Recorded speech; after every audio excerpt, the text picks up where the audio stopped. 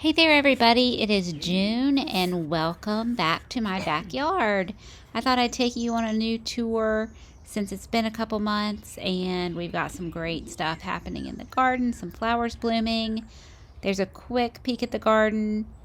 I don't know why I'm showing you the back of the house, but there it is.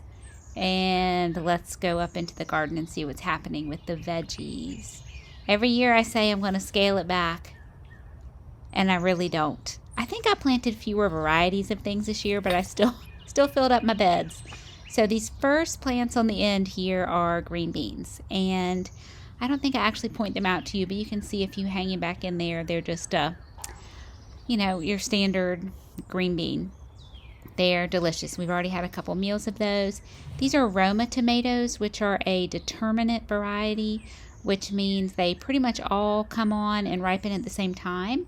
And I want these for canning. So if you want to can, look for a determinate variety at your garden center. I'm showing you how I kind of string mine up with this paracord and these clips, sort of like a pulley system instead of tomato cages. I find that the tomatoes are actually too heavy for cages, but I use those for peppers and green beans and other things.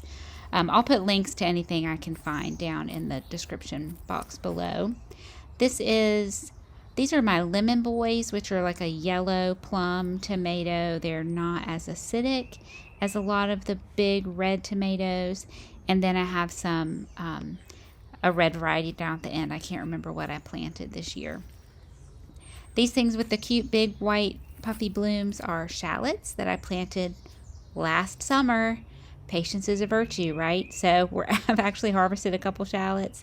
They're great, so I'm just leaving them in the ground until I need them. And then we have our bell peppers. And there are quite a few on there, little green ones right now, but they'll all turn yellow, orange, or red. I can't remember. I planted 2 different varieties. But you can pick them when they're green, and they taste like a green pepper, or you can leave them and they'll get real sweet.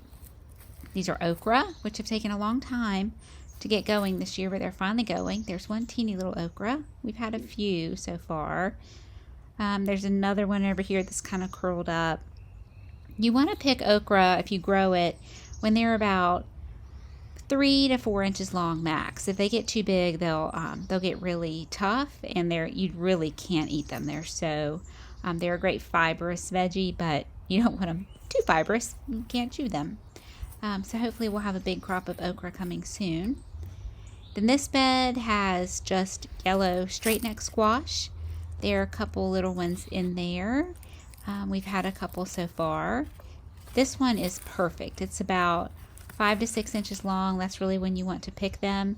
If you see these yellow squash in the grocery store and they're really big, don't buy those big ones because they'll be really seedy inside. These are zucchini next door. So they are planted at the same time. They're so close to the same plant. Look at how tiny the yellow squash are and how big the zucchini plants are. They get the same amount of sun. They get the same amount of water, same amount of fertilizer. It's just hilarious. There's a giant zucchini. When I am using my zucchini to make zucchini bread or zucchini relish, which you'll see a video for that coming up soon, I let the zucchini get really big because they aren't super seedy inside. But if you're just wanting to cook them and eat them, they are not quite as tender when they're that big. But I've been growing mine a little bigger because I wanted to use them for zucchini relish. There are quite a number of zucchini in there. And that really is all I have going. Sometimes I plant like 7, 8, 10 different types of vegetables. And I planted fewer this year, but I have more plants of each type, if that makes sense. And let's see what else is happening. My hydrangeas are doing really well this year. My Japanese maples, that's what you see right there. They grew so much over this past year. And there are some of my southern hydrangeas. And last year they didn't bloom, and this year they're full of blooms. They're this pretty purplish, bluish. So occasionally one will have a little pink tint to it. Sometimes they're more white. The color of them depends on the acidity of the soil. If it's more basic or acidic, they go more pink or blue. You can actually amend your soil to force them to be one color over another, but I just let them go. And in my yard, they're usually this bluish purple color. So I have 3 of those up there. We spent a lot of time putting out mulch this spring, and it has really helped keep the weeds down. It's work and it's dirty and messy, but it's so worth it. There's another big, this hydrangea is older, so it's bigger. This is a peony, which totally bloomed while I was out of town, so I missed the blooms. Those are seed pods at the top that I need to cut off. If you leave those on, your plant will put a lot of energy into those seed pods, and you want them to conserve their energy for next year's bloom. So I'm going to snip those off. Speaking of snipping off, I'm going to snip off some of these hydrangeas and bring them inside. As long as you keep water in their vase, don't ask me how I know that, they will stay beautiful in a vase for a long time. And then this is a new hydrangea I planted this year. Look how different the color is. It's the same plant, the same type of plant actually as its neighbor. I had a huge rosemary bush here, and it just was always out of control, and I don't cook with rosemary that much. So I was like, why is this huge plant dominating my landscape? So I dug it up and planted another hydrangea, which I love.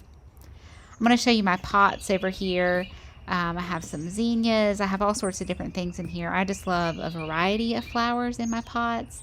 But you need someone knowledgeable with you when you're picking out your plants who can tell you if your plants are going to grow well together, because different plants take different amounts of water and sun and that sort of thing. And so in my case, I take my dad, who's a master gardener. You need to take a master gardener with you when you go shopping, or just find a knowledgeable person at the garden center who can tell you, hey, do these plants work well together?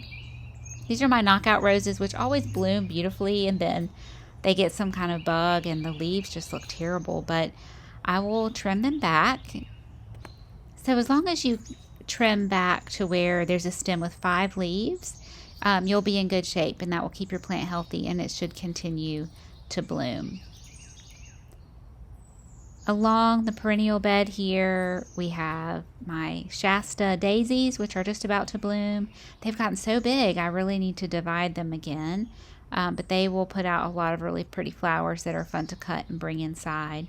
These are iris, which have bloomed already and also are needing to be divided again. Sasanquas. Over here we have daylilies, which are a peach color, just about to bloom, and hosta. And that is it for the June garden update. Thanks for visiting, everybody. Come back next week for a new recipe from the kitchen.